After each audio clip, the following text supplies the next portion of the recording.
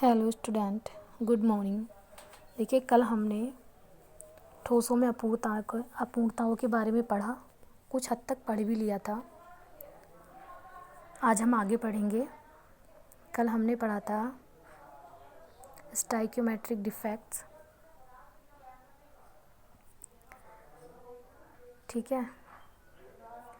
और उसमें पढ़ा था आपने रिक्तिका दोष और अंतराकाशी दोष, ठीक है। तो क्या है, जो रिक्तिका दोष और अंतराकाशी दोष है अनायनिक ठोसों में भी संभव है, मतलब पाया जाता है उनमें भी।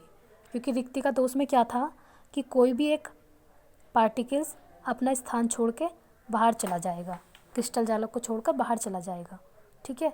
तो उसे रिक्तिका दोष है कहेंगे। अंतराकाशी दोष में क्या था, कोई भी एक पार्टिकल अपना स्थान छोड़ के क्रिस्टल जालक के अंतराकाशी स्थल में आ जाता है। जैसे कि यहाँ पे ये बना हुआ है, ये अंतराकाशी स्थल है। लेकिन जो मेनली आपको देखना है स्टाइक्योमेट्रिक डिफेक्ट, वो होता है आपका आयनिक ठोसों में, ठीक है। अब हम आयनिक ठोसों में पढ़ेंगे। तो आपको पता है आयनिक ठोस जिसमें कैटायन और एनायन हो। आयनिक ठोसों में जो स्टाइक्योमेट्रिक दोष है ये दो प्रकार का होता है, शोटकी दोष और फ्रैंकल दोष। दोनों ही दोष बहुत महत्वपूर्ण हैं और हर बार एग्ज़ाम में पूछे ही जाते हैं। तो देखिए, समझिए क्या है। हम एक क्रिस्टल बना लेते हैं। पहले ये हमने बना लिया,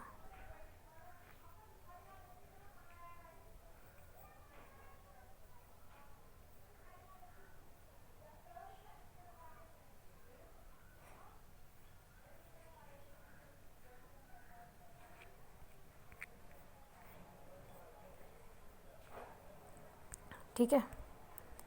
अब क्या है, एक के अंदर प्लस दिखा देते हैं, एक के अंदर minus, plus minus plus minus plus minus, यहाँ माइनस यहाँ पर प्लस, ये हमारा क्रिस्टल बन गया। तो शोटकी दोष में क्या है, वैसे आपका शोटकी दोष भी रिक्तिका दोष है, इसमें रिक्तिका बनेगी। एक वैज्ञानिक थे शोटकी, उन्होंने ही दिया था ये दोष, उन्होंने ही बताया था इसके बारे में। क्या था, क्रिस्टल जालक से कुछ आयन अपना स्थान छोड़कर क्रिस्टल जालक से बाहर निकल जाते हैं। जैसे सपोज मान लीजिए कि एक ये आयन निकल गया बाहर, ठीक है। एक ये निकाल दो, ये दोनों निकल गए, दोनों बाहर आ गए, ठीक है। अब क्या होगा, अब आप सोच रहे होंगे कि अभी तो हमने सपोज के लिए ही निकाल दिए बाहर, इनके स्थान पर ये खाली स्थान बन गया, ठीक है। नहीं तो रिक्तिका बोलते हैं, वॉइड्स बोलते हैं। तो इसी दोष को क्या बोलते हैं, शोटकी दोष। अब एक चीज़ इसमें जानने वाली ये है कि देखिए, अगर हमने वहाँ पे तो दोनों प्लस प्लस थे जो हमने निकाल दिए, लेकिन ऐसा होता नहीं है। होता क्या है, जितनी मात्रा में धनायन निकलेंगे बाहर उतनी ही मात्रा में ऋणायन भी निकलेंगे। क्योंकि जो आपका होल क्रिस्टल है, पूरा जो क्रिस्टल है वो न्यूट्रल रहता है। और न्यूट्रल कब रहेगा, जितनी मात्रा में धनायन बाहर गए हैं उतने ही मात्रा में ऋणायन बाहर जाएं, यही है ना, ठीक है। तो क्या होगा, एक प्लस निकलेगा तो एक ही निगेटिव वाला निकलेगा।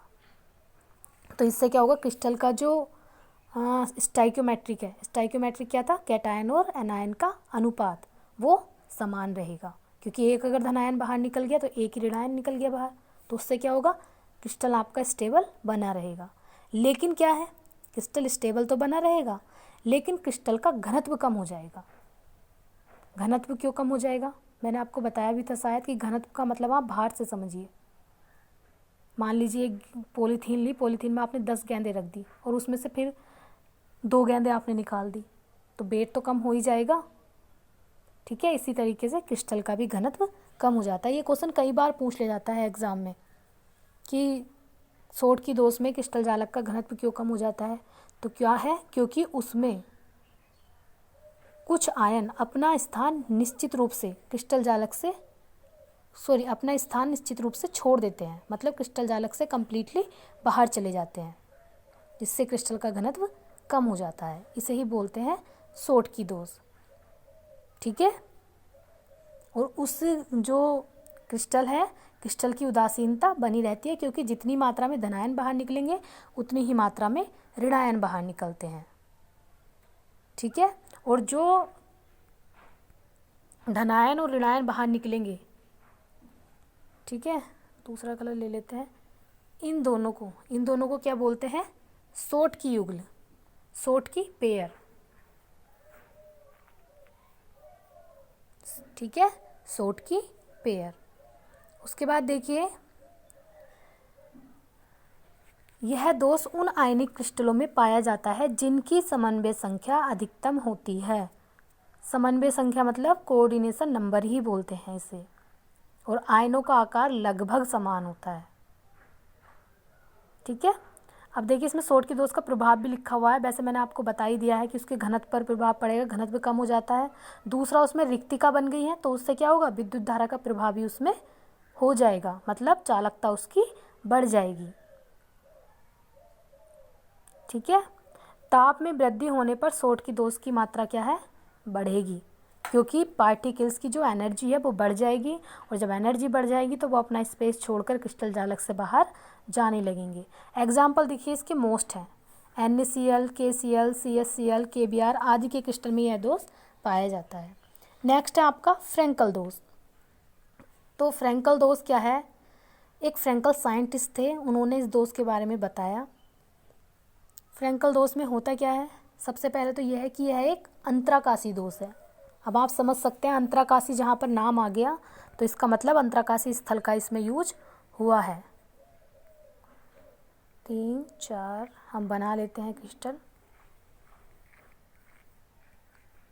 ये बन गया हमारा क्रिस्टल। ठीक है। इसके अंदर साइन बना देते हैं, ये प्लस, ये माइनस, ये प्लस, ये माइनस, ये प्लस, ये माइनस, ये प्लस, ये माइनस, यहाँ पे प्लस माइनस प्लस और माइनस। ठीक है, ये आपका क्रिस्टल बन गया। अब क्या है, देखिए इसमें क्या है। सबसे पहले तो ये दोष अंतराकाशी दोष है। अब अंतराकाशी दोष है तो इसका मतलब अंतराकाशी स्थल इसमें पार्टिसिपेट कर रहे होंगे। होता क्या है इस दोष में, एक चीज़ और आपको बता दूं कि जो सोट की दोष है और फ्रैंकल दोष है, एक डिफरेंस इनमें ये भी है कि सोट की दोष उन क्रिस्टलों में पाया जाता है जिनमें धनायन और ऋणायन का आकार लगभग समान हो। ठीक है। लेकिन फ्रैंकल दोष उन क्रिस्टलों में पाया जाता है जिनमें धनायन का आकार ऋणायन की अपेक्षा छोटा होता है। तो ये लाइन आप जरूर याद रखेंगे, मेन है ये लाइन, कई बार पूछ ले जाता है ऐसा एग्जाम में। ठीक है। तो क्या होता है इसमें, धनायन का आकार छोटा होता है, धनायन अपना स्थान छोड़कर अंतराकाशी स्थान पर चले जाते हैं। ये वाला यहाँ पे आ गया।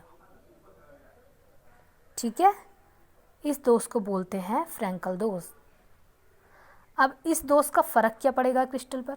देखिए, पहली बात तो इसमें यह है कि क्रिस्टल के अंदर से कोई भी अवयवी कण की संख्या कम नहीं हुई है। जितने अवयवी कण थे उतने के उतने ही हैं, भले ही अंतराकाशी स्थल में चले गए। ठीक है। तो घनत्व पर तो कोई प्रभाव पड़ेगा नहीं, लेकिन हाँ इसकी चालकता बढ़ जाएगी। चालकता क्यों बढ़ जाएगी? क्योंकि ये अपना स्थान छोड़ के अंदर चला गया है, तो यहाँ पर होल हो जाएगा। ठीक है, जिसकी वजह से इसकी चालकता बढ़ जाएगी। और क्रिस्टल कैसा रहेगा? न्यूट्रल, क्योंकि जितने नंबर ऑफ एनायन है उतने ही नंबर ऑफ कैटायन है। ठीक है। और इसे बोलते हैं छिद्र। रिक्त स्थान जो बना है इसे बोलते हैं छिद्र। ठीक है। अब क्या है, ये जो फ्रैंकल दोष है उन क्रिस्टलों में पाया जाता है जिनमें समन्वय संख्या कम होती है, कोऑर्डिनेशन नंबर कम होता है। एग्जाम्पल देखिए इसका, AgBr, ZnS, AgCl। अब आगे फ्रैंकल दोष का प्रभाव मैंने आपको बता दिया है। छिद्र बन जाता है जिसके कारण क्रिस्टल की विद्युत चालकता बढ़ जाती है। स्थायित्व तो बना, छिद्रों की संख्या बढ़ने पर क्रिस्टल का घनत्व अपरिवर्तित रहता है, लेकिन स्थायित्व स्टेबिलिटी डिक्रीज हो जाती है।